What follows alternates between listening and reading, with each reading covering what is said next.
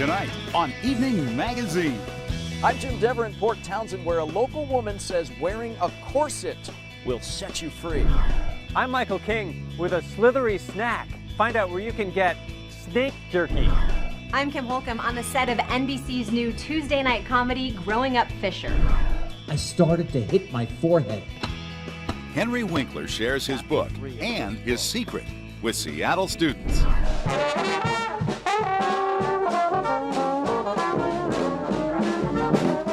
Ever get the feeling there's a great party going on and you haven't been invited? Well, tonight, even though we are 2,600 miles away from New Orleans on Mardi Gras Day, we are going to celebrate Fat Tuesday Seattle style.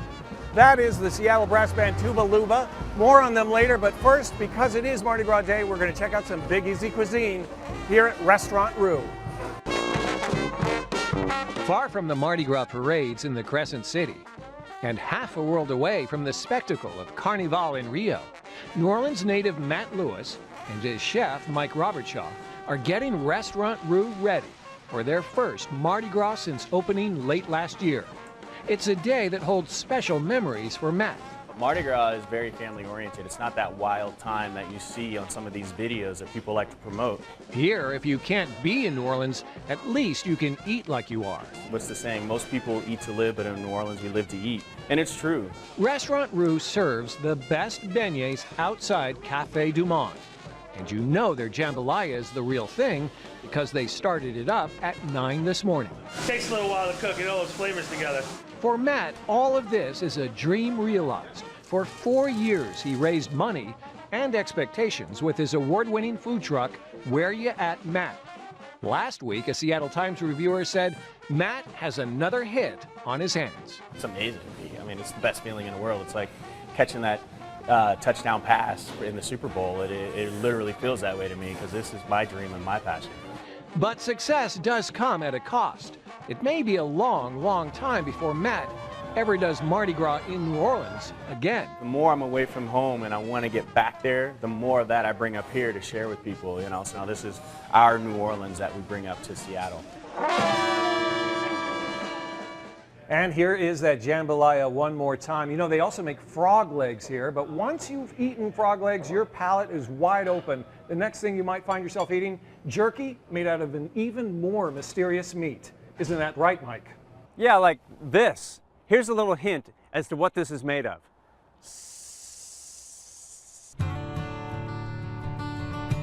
Sequim, Washington, a town known for sunshine, resident elk, and fields full of lavender.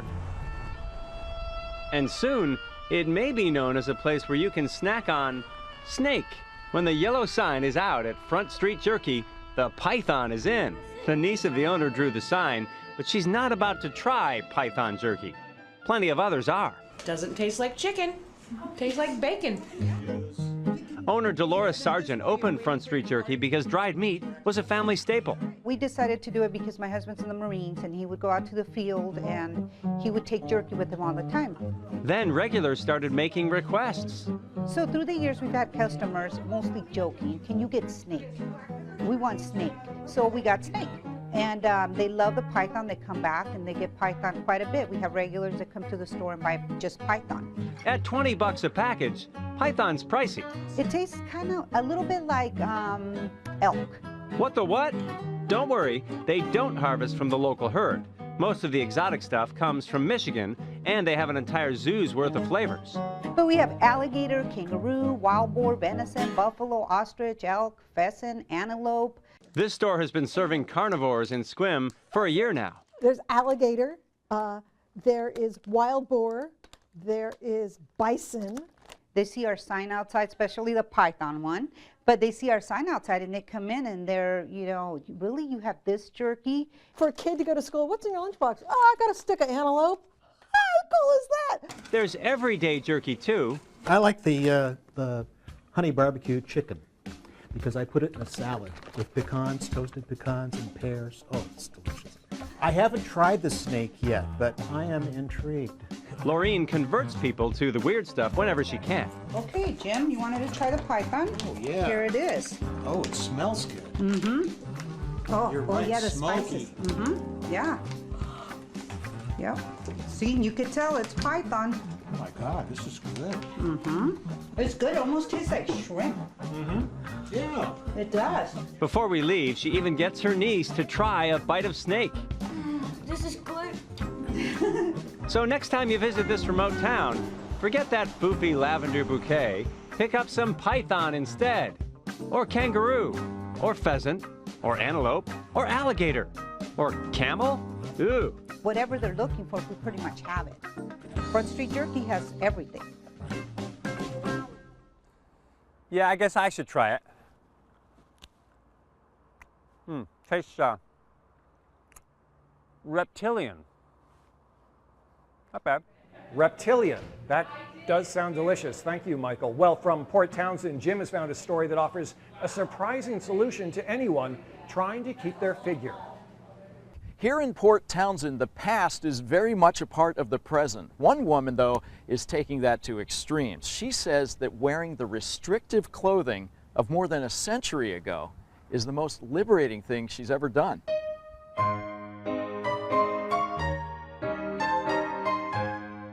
Even in this place where history stands front and center, Well, I've always loved the Victorian era. Sarah Chrisman and her husband Gabriel seem to float through town as ghosts from the Victorian past. It's always been my favorite period of history by far. Oil lamps light their Victorian home, not a microwave, Xbox, or flat screen in sight. This is a kerosene heater, Perfection brand. They had these in the 1890s. This particular one is from the 1900s. One of the things that really surprises people is that I've never had a driver's license or a cell phone. Just never saw a need for them. These two live, work, and party like it's 1899. I make all my own clothes by hand. But even Sarah wasn't so sure about a certain gift from Gabriel, a vintage corset. To humor him, I tried it on and was immediately surprised by how comfortable it was. Sarah set out to document her surprising transformation. The shape of the waist changes very dramatically, and that's right away. It makes one's posture much better. A person with proper posture, studies have shown, actually has a better outlook on life. Hey, Pippa. She found freedom in the frock and in living the past as present. History is another culture. People's idea of that time has gotten very prejudiced. So it turns out this undergarment and the era it comes from may have been underappreciated for more than a century. Everyone is different in our own way. We're all unique, beautiful individuals, and we should appreciate that in each other and celebrate it. But if Sarah Chrisman gets her way, the days of the corset are on course for a comeback. The name of Sarah's book is Victorian Secrets. You can go to our website for the link. Author Henry Winkler, later. And Frogger and Asteroids, next. Welcome back to the show from Restaurant Brew in Fremont, and happy Mardi Gras. This is Seattle's very own brass band, Tuba Luva. They've been playing all over the city today, and they're performing in just a couple of hours at the Tractor Tavern. A new album comes out in June, featuring the song Tuba Luva Tidal Wave. Hey, party people, belly up to the bar. We're gonna mix you something bona fide. With a little whiff of whiskey and a mason jar. We got the juice to make a trombone slide. They do make you feel like you're in the French Quarter on Mardi Gras Day. And speaking of quarters, Michael King was surprised when he found out what a quarter will buy you at Dorky's Arcade in Tacoma. I didn't think you could get anything for a quarter nowadays, but Dorky's turns back the clock. There's sounds most of us haven't heard for, what, 30 years? And if you don't want your space invaded, there's Pac-Man, Donkey Kong, and Galaga. Karen Rivera frequents Dorky's for the Q*bert. She just got the top score. Yeah. I know, it's awesome. I have a lot of people come in here and say, I haven't seen an arcade like this since I was a kid, and they just feel like little kids, and they're running through here, and just, and the kids are telling him to calm down, like, stop it, Dad, you're making me feel nervous. Les knows his way around Spy Hunter. And Caroline fancies herself a Frogger expert. They love video games, so much so, they had a house full. When we realized that there was nowhere that was just massive amount of games, we looked at our collection in our living room and said, well, we could do that. So we took all our savings, sold everything that was any kind of value besides the games, and just went for it. Everyone thought we were crazy, our family, our friends. But now Dorky's fans are crazy about the place. Pretty much the only place around with classics like Asteroids, Punch-Out, Body blow, body blow, body blow. even a 40-plus-year-old game called Combat. All original or restored to original if need be. Les and his friends know how to fix the games. Caroline fixes the food, like the super fresh Super Mario Brothers pizza. We have to eat here every day because we're here every day, so we have to make sure it's stuff we're going to want to eat. So not your typical arcade food in what is your typical arcade in, say, 1985. I'm back 10 years old again. Oh, shoot. All right. Thanks, Mike. You know, it'll cost you even less than a quarter to win a trip to Moab. Isn't that right, Joe? That's right. Moab is where travel adventure begins in one destination.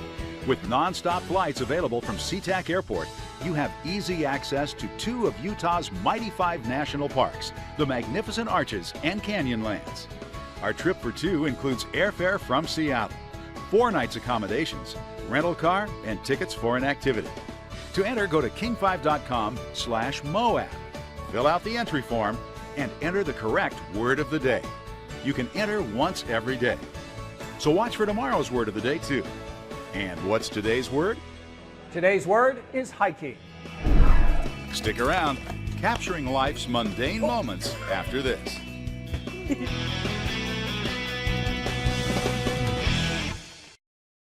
Welcome back to the show from Restaurant Rue in Fremont. March is National Reading Month, and we're going to show you how the Fonz, yes, the Fonz, is motivating kids to read. Here's Jim Dever. I started to hit my forehead. Henry Winkler still makes audiences smile.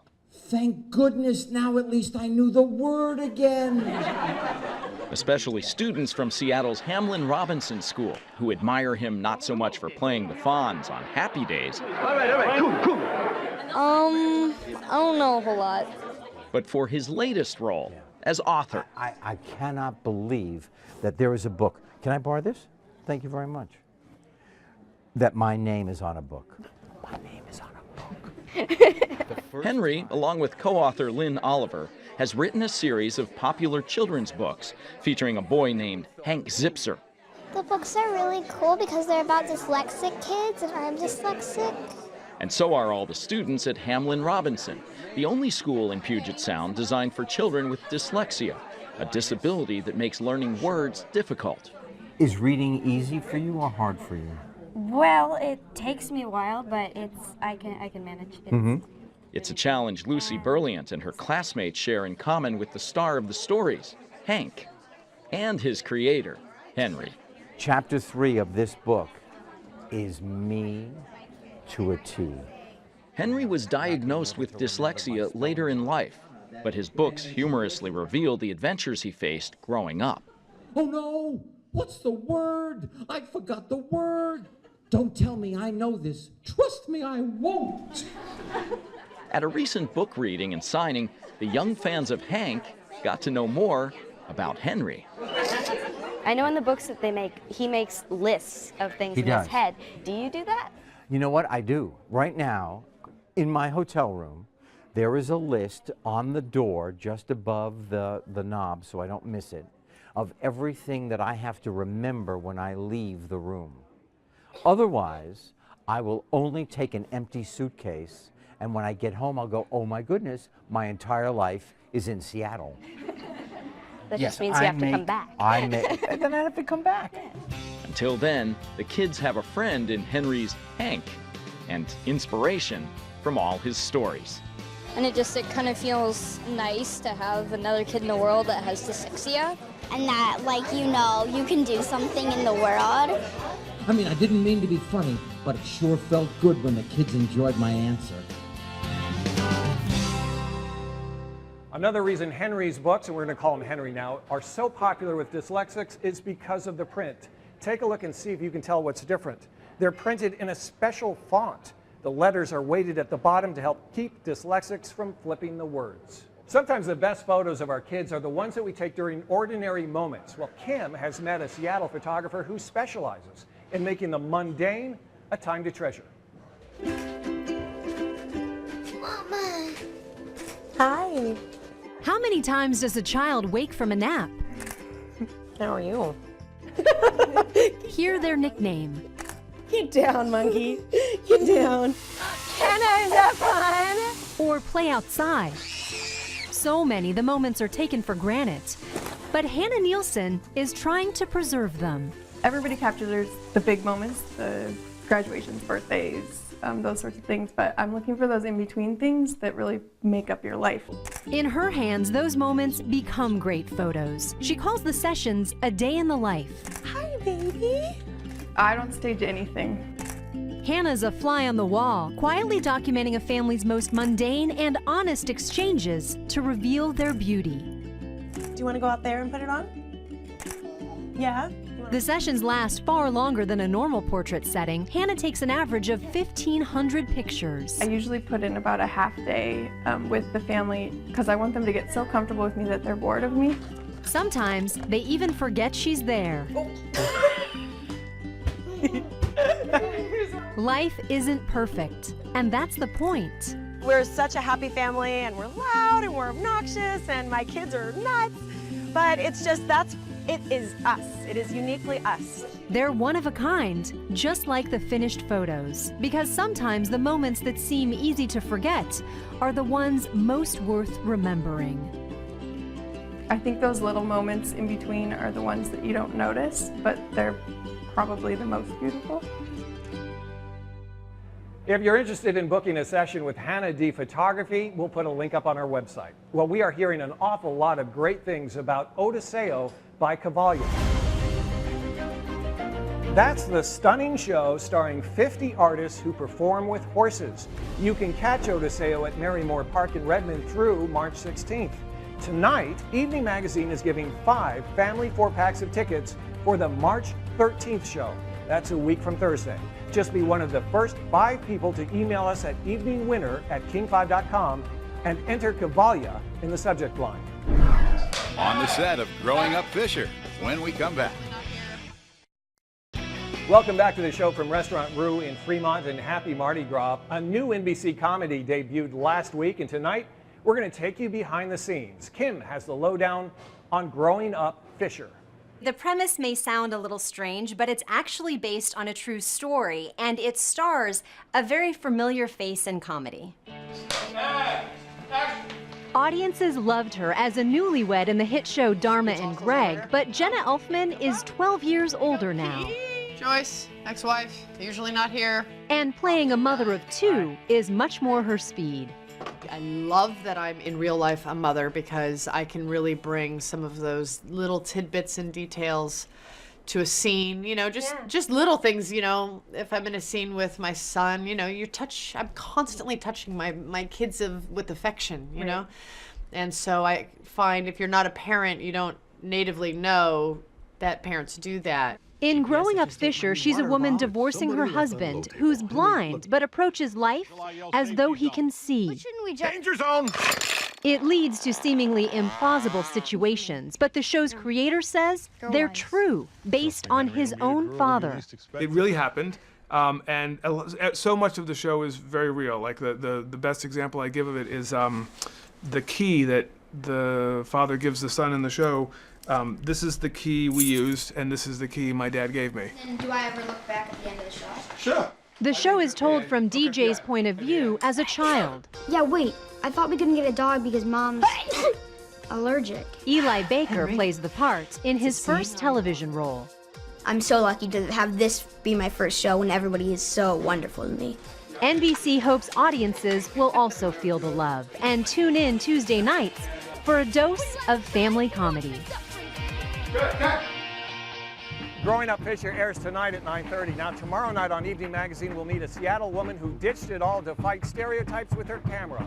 An all-new voice is next. Until then, laissez le bon temps rouler! Hey!